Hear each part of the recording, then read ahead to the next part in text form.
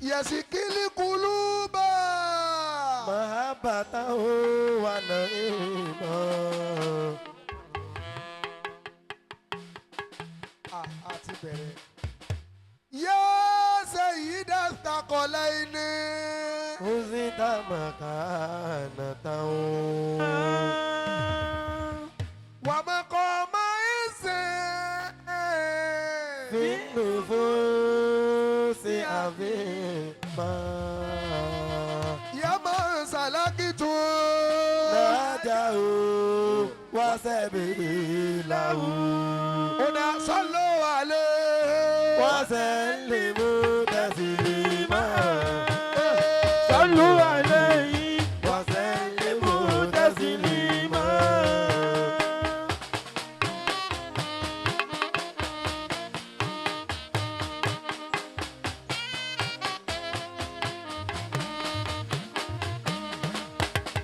Sallu alayhi. Wa sallimu taslima. Sallu alayhi. Wa sallimu taslima. Kaliga izidikruka. Ya bibi la muyazal. Yasikili kuluba. Mahabbatahu wa naima. Ya sayyida. Zabalini huzita makanatahu. Wa maqama Nufusi azima.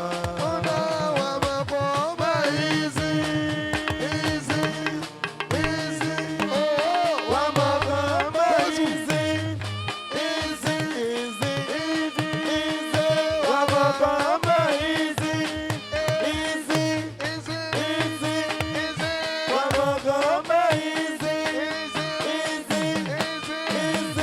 Allah wa maqama izi. Ya masalakitu. Sallu alayhi. Ala al-Mustafa.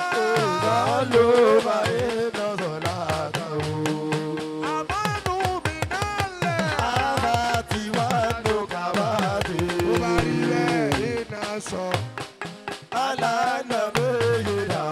Sínú ọ̀nà ni wọlé yẹmi iná sọ̀láàtà. Sínú iná sọ̀láàtà. Iná sọ̀láàtà. Kùsìbìlì jàrá. Kọ̀díkọ́lá àríkẹ́ yọ̀rọ̀ mi ni. Sallu alayhi wa sallimu taslima. Lọ́sùn ẹ̀ ṣeun. Sallu alayhi wa sallimu Ẹ̀rí ìyá lè máa sá. taslima.